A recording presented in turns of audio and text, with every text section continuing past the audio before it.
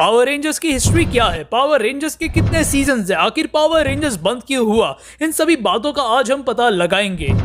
Power Rangers की शुरुआत अगस्त 1993 में फॉक्स किड्स प्रोग्रामिंग ब्लॉग पर हुई थी, जिसका नाम था माइटी मॉर्फिन पावर रेंजर्स, जो कि 1992 के जापानी सुपर सेंटाई सीरीज का इंग्लिश वर्जन था। और ये सीरीज लेटर ऑन इंडिया में आई थी जेटिक्स चैनल पर, जो अब मार्वल HQ बन चुका है।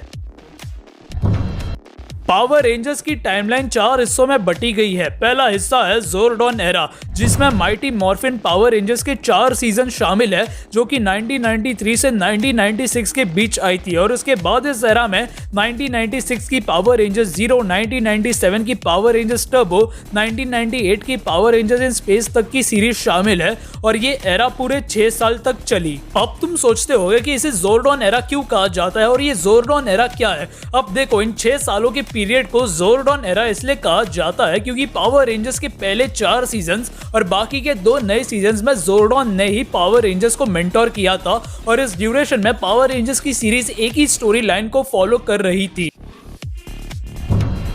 पोस्ट जोरडॉन एरा उस पीरियड का वक्त है जब जोरडॉन खत्म हो जाता है और पावर रेंजर्स की हर एक सीरीज की अलग अलग स्टोरी बनने लगती है। और इसके अंदर टोटल 4 सीजन शामिल है, जो कि 1999 से 2002 के बीच आई थी, विच इंक्लूड 1999 की पावर रेंजर्स लॉस्ट गैलेक्सी, 2000 की power rangers light speed rescue, 2001 की पावर रेंजर्स टाइम फोर्स और 2002 की power rangers wild force. And these were the times जब प्रोडक्शन कॉस्ट कम करने के लिए प्रोड्यूसर्स एक ही एक्टर्स, एक ही स्टोरी और काफी बार तो पुराने एक्शन सीन्स को बार बार रिपीट करते थे, जिससे कि पैसे वो बचा सके। यानी कि इतनी कंजूसी कौन करता है यार, इतनी कंजूसी तो अपने बालवीर वाले भी नहीं करते, भले ही उनकी स्टोरी एकदम टट्टी हो। #NoHate। जोरडॉन एरा और पोस्ट जोरडॉन एरा के 11 सीजन्स के राइट सबान कंपनी के पास थे, जिस वजह से इसे सबान एरा भी कहा जाता है। और इस एरास के programming rights Fox Kids network के पास थे।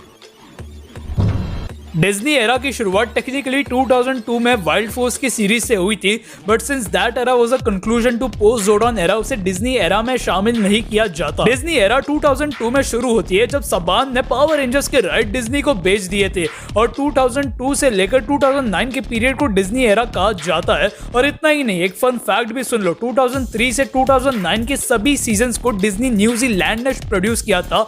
और ये सभी सीरीज न्यूजीलैंड में ही शूट हुए थे, विच इंक्लूड्स 2003 की पावर रेंजर्स निंजा स्टॉर्म, 2004 की पावर रेंजर्स डायनो थंडर, 2005 की पावर रेंजर्स SPD, 2006 की पावर रेंजर्स मिस्टिक फोर्स, 2007 की पावर रेंजर्स ऑपरेशन ओवरड्राइव, 2008 की power Rangers Jungle Fury and 2009 की पावर रेंजर्स RPM। एंड इस एरा में Power Rangers की reach पूरी दुनिया में बहुत ही ज्यादा बढ़ गई थी and Power Rangers became a household name and the sales of the toys skyrocketed during this era and it is also a fan favorite era among many fans, क्योंकि बहुत सारे लोग इस एरा में पावर रेंजर्स के fan बन गए थे। एंड इस पीरियड में पावर रेंजर्स के सारे प्रोग्रामिंग राइट्स टून डिज्नी, जेटिक्स और डिज्नी XD के पास थे।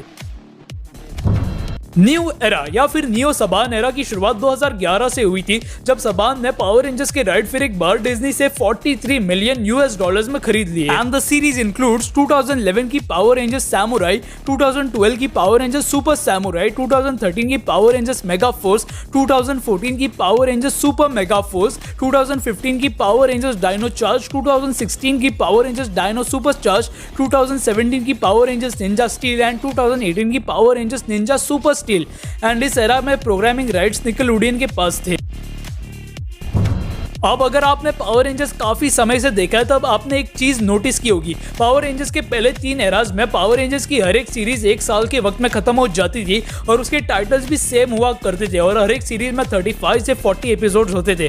पर 2011 के नियो सबान एरा से ये सीरीज 2 पार्ट्स में डिवाइड होने लगी। For example, power rangers samurai आता है, उसके बाद पावर रेंजर्स सुपर सैमुराई आता है and it continues like that. अब ये सुपर वाला टैग क्यों आता है, इसके पीछे एक बड़ा रीजन है। ये एक्चुअल में निक के प्रोग्रामिंग डील की वजह से हुई है, क्योंकि निक ने पावर रेंजर्स के ब्रॉडकास्टिंग राइट्स खरीदते वक्त एक बात मेंशन की थी कि वो हर एक सीरीज को 2 पार्ट्स में बांटना चाहते हैं, जिसमें 20-20 एपिसोड्स दिखाए जाएंगे, जिससे सीरीज की ड्यूरेशन लंबी हो जाएगी और टॉय सेल्स भी बढ़ जाएगी। और ये ट्रेंड 2019 के बीस्ट मॉर्फर सीरीज में खत्म हो जाती है, क्योंकि बीस्ट मॉर्फर्स को हैसब्रो की जो कि एक टॉय कंपनी है उसने प्रोड्यूस किया था। पावर रेंजर्स इंडिया में काफी सारे चैनल्स पर आ चुका था, जैसे कि जेटिक्स, डिज्नी XD, हंगामा, सोनिक एंड निक।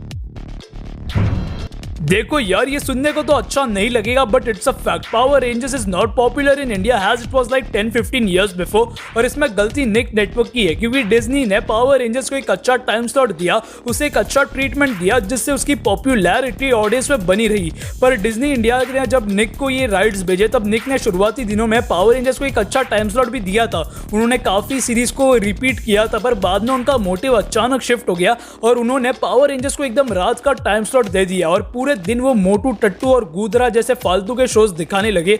मैं जानता ही होगा कि आप समझ चुके होंगे कि मैं किन शोज की बात कर रहा हूं, जिससे पावर रेंजर्स का जो बचा कुचा फैन बेस था ना वो एकदम से खत्म हो चुका था। और जब कोई फैन बेस ही नहीं बचा था तब निक ने पावर रेंजर्स को रात के 1 बजे शिफ्ट कर दिया था, जब कोई बच्चा नॉर्मली टीवी देखता ही नहीं था, और अगर वो देखता है और अगर वो जिद करता है अपने माँ बाप से कि मुझे पावर रेंजर्स देखना है वो भी रात के 1 बजे, तो उसके माँ बाप भी उसको पावर रेंजर्स की तरह मारे ही हा हुआ, और वो बच्चा टुकड़ों टुकड़ों में बढ़ जाएगा जैसे कि मॉन्स्टर बढ़ जाते हैं ना, और लास्ट में बूम हो जाएगा। तो यार ये प्रॉब्लम सिर्फ निक इंडिया में मैंने देखा है, क्योंकि मैंने बहुत सारे देशों के जो है निक के स्केड्यूल देखे थे, जैसे कि US, UK, south Asia, Japan, वहाँ पर पावर रेंजर्स की लेटेस्ट सीरीज तो आ रही है, वो भी अच्छे टाइम पे, और उसी के साथ थोड़े पुराने सीजन्स को भी रिपीट कर रहे हैं, वो भी कैसे मैराथन की तरह, यानी कि उसको काफ़ी ज़्यादा फेयर ट्रीटमेंट दिया जा रहा है। पर यार इंडिया में तो मैं देख रहा हूँ कि क्या हो रहा है, कुछ अलग ही चल रहा है, अलग ही नशे कर रहे हैं यार हमारे इंडिया वाले निक वाले। 2021 में पावर रेंजर्स की 28 सीरीज आने वाली है जिसका नाम है पावर रेंजर्स डायनो फ्यूरी, और उसे हैसब्रो प्रोड्यूस करने वाले हैं, और इसके इंडिया में अभी आने के काफ़ी ज़्यादा चांसेस है क्योंकि बीस्ट मोफर्स के कुछ एपिसोड्स को भी इंडिया में दिखाया गया था, तो शायद से ये सीरीज भी इंडिया में आ सकती है। बट अगेन अगर उसे 9:30 बजे को दिखाने वाले हैं तो कोई सेंस नहीं बनाता, ये सीरीज यहाँ पर भी फ्लॉप हो जाएगी। अगर इसे बेहतर टाइम पे यानी कि 6 बजे 7 बजे ऐसे टाइम पे दिखाया जाए तो शायद से फैन बेस फिर एक बार बढ़ सकता है। अब यार ये तरीका वर्क करने के 100% चांसेस तो नहीं है, but you can still send them a message on Instagram, tag them on your post and stories by saying we want power rangers at a better time, we want power rangers back in India, send them a email, you can also tweet them, you can spam on their comments, DM etcetera.